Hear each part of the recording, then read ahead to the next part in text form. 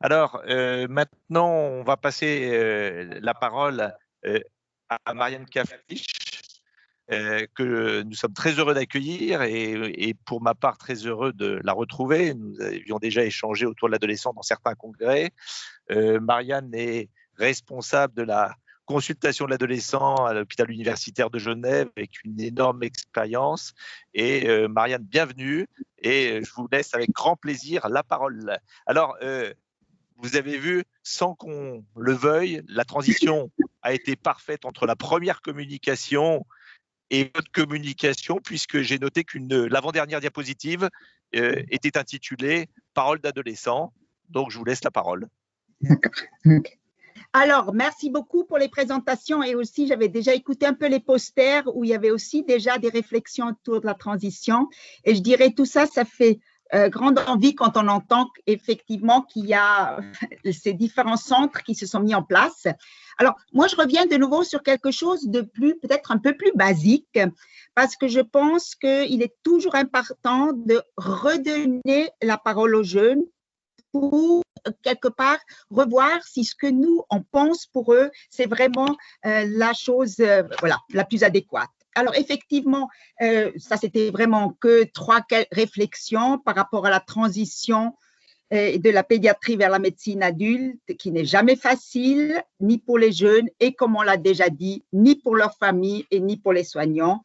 Et beaucoup d'études mettent en avant les attentes des soignants. Et puis, quand on refait un peu la littérature, c'est plus rare de trouver vraiment des travaux faits sur ce que les jeunes et les parents s'attendent.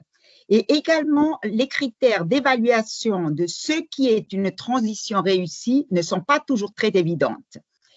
Alors, effectivement, nous, on s'est toujours posé, ou on se pose toujours la question, mais comment préparer cette transition en impliquant davantage les jeunes eux-mêmes? Et je pense que de ce que j'ai pu entendre par rapport au centre de transition, on partage tous le même questionnement.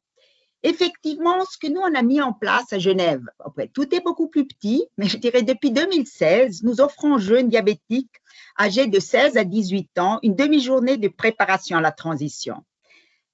Ce qui est intéressant par rapport à ces préparations à la transition, c'est une intervention qui se décline en 3 parties. Une introduction ludique, des ateliers pratiques et un brainstorming autour de la transition. Alors, je vais vous montrer après encore un peu plus en détail par rapport à l'introduction ludique. Par rapport aux ateliers pratiques, vu qu'il s'agit de patients diabétiques, il s'agit de questions diététiques, d'insulinothérapie fonctionnelle, d'aspects techniques comme prévenir les lipodystrophies.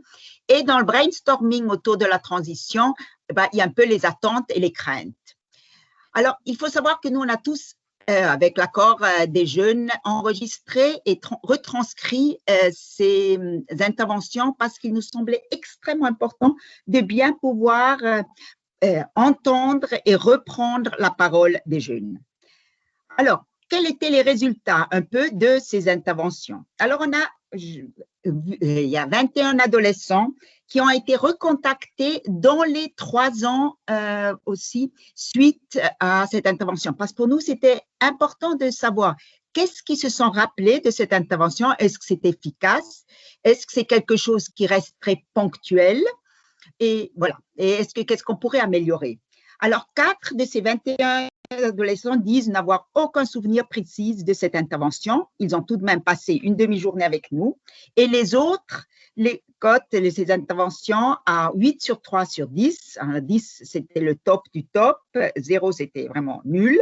Et voilà, ils le cotent et recommandent cette offre à d'autres patients. Alors, et ce qui est intéressant, c'est qu'avant tout, ils mettent en avance le plaisir dans la rencontre avec d'autres patients et qu'ils ont surtout apprécié les parties ludiques et les ateliers pratiques. Nous, on l'avait plutôt prévu pour préparer la transition, mais voilà, eux, ils étaient beaucoup plus dans l'ici et le maintenant.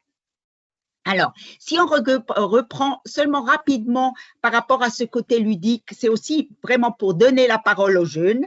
C'est effectivement, nous, on travaille beaucoup avec la couleur.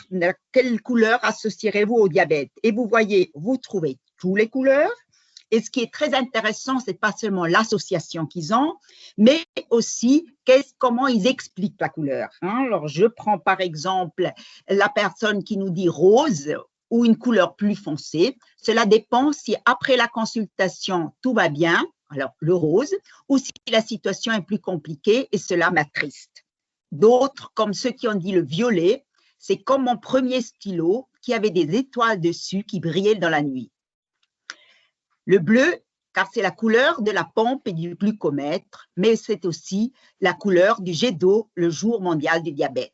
Et ainsi de suite, voilà, le vert, le rouge, l'orange, mais il y a aussi les couleurs comme l'arc-en-ciel, cela dépend de mon humeur et de la glycémie, et même le côté transparent, car au regard des autres, il ne se voit pas ou ne le remarque pas.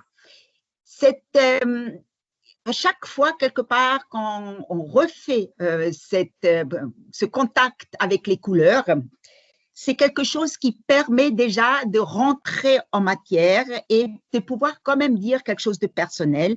Et je ne vous cache pas les expériences que j'ai pu faire avec des patients diabétiques. Je le fais actuellement avec des patients en oncologie par Zoom, parce que voilà, c'est aussi pour leur permettre de se rencontrer et l'exemple des couleurs, on pourrait aussi le prendre pour l'oncologie. Maintenant, quand on leur demande par rapport aux animaux, ça reste aussi assez intéressant à quoi ils associent. Un chien, c'est gentil, ça reste toujours avec nous, c'est fidèle, mais parfois il est aussi pénible, comme le diabète. Alors, je ne vais pas citer tous les animaux qui nous ont, il y en avait bien plus, j'ai pris quelques-uns, mais peut-être on peut dire un chat. S'il veut dormir, il dort. S'il a faim, il mange. Il fait ce qu'il veut. Parfois, il te laisse tranquille. Parfois, il te casse les pieds parce qu'il veut sortir. Et à peine qu'il est dehors, il veut à nouveau rentrer. Il y a d'autres moments où on l'oublie. On ne réalise même pas qu'il est là. Voilà, et c'est la personne, voilà, naturellement, elle parlait aussi de son diabète. Et par exemple, le dernier, je reprends encore, un perroquet, il fait du bruit, comme lorsqu'il faut changer les bandelettes ou les piles. Il peut devenir super chiant et répéter en continu la même chose, comme les médecins. Voilà, c'était seulement ça, peut-être aussi pour vous faire sourire un peu, parce que je pense que c'est important quand on travaille avec des adolescents, qu'on soit aussi toujours un peu dans le ludique. Voilà, d'autres résultats. Alors, quant aux discussions autour de la transition, les souvenirs étaient plus flous lorsqu'on les a demandés 2-3 ans après, qu'est-ce que vous vous souvenez? Mais quand on reprend les transcriptions des interventions, voici ce que les jeunes se disaient et ce qui les angoissait, et puis je dirais aussi de ce qu'on a déjà entendu, que ce qui se regroupe. Il y aura plus de monde et on se sentira davantage seul. C'est une de leurs inquiétudes s'ils étaient chez les adultes. Il faudra refaire le dossier, tout expliquer. Et il y aura de nouveaux médecins.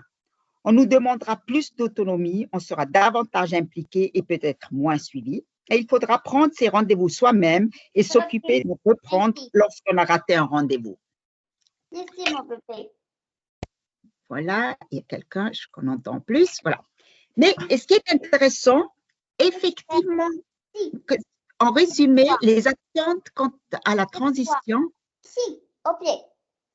Attendez, il y a quelqu'un, je crois qu'il a une affaire. Ce qu'ils avaient le plus envie, c'était savoir, connaître les lieux, le médecin référent et le fonctionnement du service d'adulte. C'était les questions qui revenaient toujours. Est-ce qu'on pourrait faire une visite des lieux chez les… Est-ce que le médecin référent, de toute façon, en fait, était partie prenante de cette activité et le fonctionnement du service, quand étaient les rendez-vous, et c'était aussi les mercredis ou après-midi ou plutôt le soir. Et surtout, ce qu'ils ont tous dit, ils se posaient la question de qui allait s'occuper de leurs parents. Ils disaient tous que c'était important, qu'ils comprenaient bien qu'ils seront vus sans les parents parce qu'ils seront adultes, mais leur question c'est mais qui va expliquer aux parents comment ça va, qui va prendre en charge ces angoisses des parents. Alors, j'ai trouvé ça intéressant par rapport à la présentation d'avant. Effectivement, les adolescents sont très conscients qu'il y a besoin que quelqu'un s'occupe aussi des parents. Parce que ça retombe sur eux. Alors, pour conclure, pouvoir penser la transition fait aussi appel à l'anticipation chez les jeunes. Et c'est exactement cette capacité d'anticipation qui fait souvent défaut à l'adolescence. on trouve, comme on le sait très bien, à une certaine immaturité du développement cérébral. Et comme on l'a déjà dit, il ne faut jamais oublier que dans la transition, il y a un mouvement de séparation, autonomisation d'avec les parents, mais aussi avec les services de pédiatrie. Et cette séparation doit pouvoir être pensée aussi parmi les médecins et les soignants. Et comme on l'a dit, ça concerne la séparation, les équipes soignantes et les parents qui sont quand même pas mal réfractaires au changement. Ce qu'on a pu constater, que ces interventions proposées conjointement par des pédiatres et des diabétologues adultes ont été appréciées par les jeunes et ils ont permis de mieux savoir ce qu'ils attendent par rapport à leur transition. Parfois, j'ai l'impression qu'on projette trop sur les jeunes. Eux, ils sont vraiment dans l'ici et le maintenant. Ils veulent être rassurés. Et telle intervention structurée pourrait être, comme on a déjà dit, généralisée pour des groupes d'adolescents malades chroniques tout venant. Il y a beaucoup de programmes de transition spécifiques, rhumato, diabéto, et voilà, où là, et c'est important que surtout dans des centres peut-être un peu moins grands, même aussi comme Genève, où on n'a pas, par exemple, par rapport aux maladies rares, on n'en a pas énormément de patients, qu'on pense aussi à ces patients-là pour qu'on puisse aussi les intégrer dans des processus de transition, parce que pour eux, souvent, il n'y a pas de programme de transition structuré. Voilà, et je vous remercie pour votre attention et les tableaux que j'ai présentés. Merci beaucoup, Yann, de cette belle présentation. Alors peut-être on peut laisser un petit moment aux questions et j'invite à ceux qui veulent en poser. Ce que j'ai retenu deux choses qui me semblent importantes. La première, vous disiez l'importance de donner les paroles. Alors attendez, je pense qu'il y en a qui ont leur micro ouvert. Je vais essayer de couper parce que c'est un peu gênant. Oui, l'importance de donner la parole, et ça me fait penser à ce qui avait été évoqué par rapport à la qualité de vie. Et dans un très bel article dont j'ai oublié l'auteur malheureusement, il disait, c'est très beau toutes ces échelles, mais en fait, elles ont été pensées par les soignants, elles ont été passées par les médecins, etc. Et en fait, rien de tel pour demander, pour savoir la qualité de vie de quelqu'un, c'est de lui demander à lui de savoir est-ce que tu considères ta vie comme de bonne qualité. Il y a toute une partie subjective et ça a été abordé lors du congrès RMEF sur la subjectivité qui avait eu lieu à Bruxelles il y a quelques années. Donc ça, c'est le premier élément et donc vraiment merci. Aussi l'importance de préparer les parents en amont, je crois que c'est vraiment très très important et à quel moment faut-il commencer? Je crois qu'assez longtemps avant. Parce que le processus d'adolescence est une chose, le processus parental, la dynamique en est différente. Et puis enfin, moi je conclurai, j'ai beaucoup aimé, c'est compliqué pour les adolescents de partir, même quand ce sont des médecins perroquets, et ne soyons pas médecins perroquets, je crois qu'il faut bien entendre ce qu'il dit, j'ai beaucoup aimé la formule. Je n'ai pas vu de questions. Pascal, est-ce que vous aviez des choses à compléter?